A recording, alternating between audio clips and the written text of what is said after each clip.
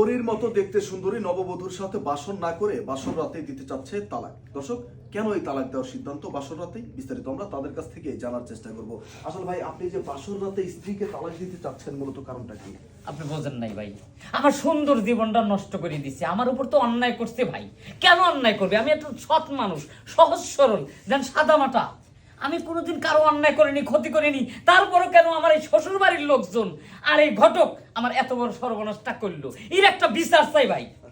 বাসর করে আমি আমার বউর সাথে রোমান্টিক ভাবে একটু হাসি খুশি ভাবে কথা বলবো, মনের কথাটা, আবেগটা প্রকাশ করবো, সে জিনিসটা প্রকাশ করে পারিনি। বউরে বারবার জিজ্ঞাসা করি, বউ কোনো কথা কয় না কেন, কিসের জন্য কথা কবি না? এর বিচার আমি চাই রে ভাই। এই তাদের মতো বউ, এই বউকে কেউ সাইড দিবার চায়? অবশ্যই কোনো কারণ আছে। কি কারণ আছে ভাই? এর বিচার আপনার কাছে আমি চাই, এর বিচারটা আপনি করেন, না হলে আমি এই বউ রাগ করলাই ভাই।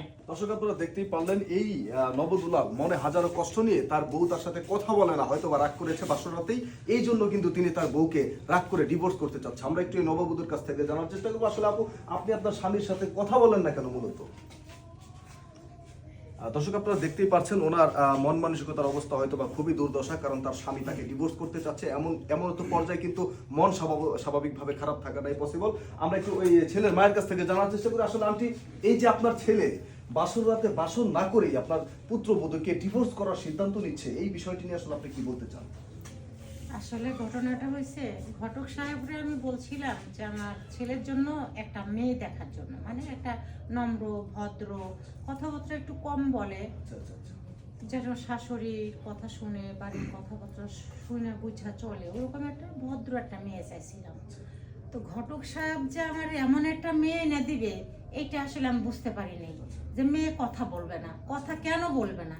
কথা না বললে আমার ছেলে এই বউ নিয়ে কিভাবে বাসর ঘর করবে? তা তো অবশ্যই। দর্শক, আপনারা দেখতেই পারলেন, একজন সংসারের মূল কর্মকর্তাই কিন্তু তার স্ত্রী। যখন ছেলেকে বিবাহ করায় তখন সকল চাবিকাঠি কিন্তু তার স্ত্রীর কাছেই থাকে। সেই স্ত্রী যখন রাগ করে কথাবার্তা না বলে শ্বশুর বাড়ির লোকেদের সাথে, তখন তার সাথে আসলে কিভাবে সংসার করা পসিবল সেটা আমার নিজেরও জানা নেই। আমরা একটু ঘটক সাহেবের কাছ থেকে জানার চেষ্টা করি, আসলে এই যে ঘটক সাহেব, আপনার কাছে তো এত ভদ্র মেয়ে তারা আশা করেনি। তারা যেটা দাবি করলো যে বউ তাদের সাথে কোনো কথাই বলে না, যদি কোনো কথাই না বলে তারা সংসার কিভাবে করবে? এরা বুঝতেছে না। আমি মনে করেন যে কয়দিন আমি দেখাইছি মেয়ে, আমি কইছি যে মেয়ে খুব বড়, খুব নরম, খুব ভালো মানুষ। মেয়ে কথা একটু কম কয়। এখন এই মেয়ে এখন কথা কয় না, এখন এটা কার দোষ? এটা তো আমি আগেই কইছি যে মেয়ে কিন্তু কথা কয় না। আচ্ছা, মেয়ে এক নম্বর মেয়ে। আচ্ছা দর্শক, আপনারা দেখতেই পাচ্ছেন 10 জনের ভিতর একজন মেয়ে যে কিনা কারোর সাথে কথা বলে না, এমন দাবিতে ঘটক কিন্তু তাদের জন্য এই মেয়েকেই চয়েস করেছে। আমরা একটু এই ছেলের একজন বড় বোন আছে, তার সাথে কথা বলার চেষ্টা করি। আসলে এই যে আপু, আপনার ভাইকে যে বিয়ে করালেন, আপনার ভাইয়ের বউ আপনাদের সাথে কথাবার্তা বলতে চাচ্ছে না, হয়তো বা রাগ করে আছে, এই বিষয়টি নিয়ে আসলে আপনি কি বলতে না, আমার মনে হয় কি এই মেয়ের মনে অন্য জায়গায় কোনো পরকীয়া আছে। এরকম ব্যবহার করলে হয়তো আমার ভাই বলতেছে না সাইডা দিব, সাইডা দিলে মানে সেই ছেলের সঙ্গে সংসার করবো, মানে এরকমটাই হতে পারে আমার মনে হয়, বুঝছেন? হতে পারে। দর্শক, আমরা একটি নববধূর কাছ থেকে আরেকবার জানার চেষ্টা করি, আসলে আপু, মূলত আপনি কথা বলছেন না কেন?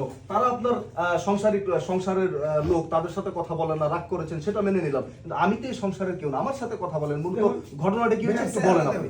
মেয়ের চেহারাটা দেখুন। দর্শক, আমি আসলে ঠিক বুঝতে পারছি না যে ঘটনাতে আসলে কোন দিকে জর্জরিত হচ্ছে। মূলত কি বলতে চাচ্ছেন একটু মুখে বলেন, মানে আমি বলছি, কথা বলতে পারেন না, লিখে দিতে হবে। দর্শক, আপনারা দেখতেই পারলেন মূলত ঘটনা যে জায়গায়, বিষয়টি হচ্ছে আমরা এখানে তথ্য নিয়ে যতটুকু বুঝতে পারলাম আজকে তাদের সাথে কথা বলে, এই মেয়েটি মূলত বোবা। এই বোবা মেয়ে কেন আমার গাড়ি তুলে দিল রে ভাই? এটা অন্যায় করছে না? কোন ঘটক সাহেব, আপনি অন্যায় করছেন না? যাই শুনি আপনাকে আপনার দুধটা খুঁজে আমাকে মারে দিবে ভাই। আপনি উত্তেজিত একটু কমান দর্শক। এই মুহূর্তে আমি নিজে এখানে নিরাপত্তার মধ্যে নেই। এই মেয়ে মূলত বোবা থাকার কারণে এই ভদ্রলোকদের সাথে কথা বলা না, কিন্তু তারা কোনোভাবেই জানতো না যে মেয়ে বোবা। তারা ঘটকের কাছে দাবি করেছিল যে কথাবার্তা কম বলে ভদ্র নম্র একটি মেয়ে আমাদের জন্য ব্যবস্থা করে দিবেন। তো এই ঘটক সাহেব আবার এমন ভদ্র মেয়ে জোগাড় করে দিয়েছে যে এই ইহজিন্দেগিতে কোনোদিন কথা বলবে না, কারণ সে কথা বলতেই পারে না। তো এইসব ধরনের ঘটনা আসলে অনেক ঘটে থাকে। এই বিষয়গুলো থেকে যারা সমাজের ঘটক আছেন অবশ্যই বিরত থাকবেন, তা না হলে একসময় এরকম মাইনকা চেপে পড়ে যাবেন, ডানে বামে কোনো দিকেই যেতে পারবেন না।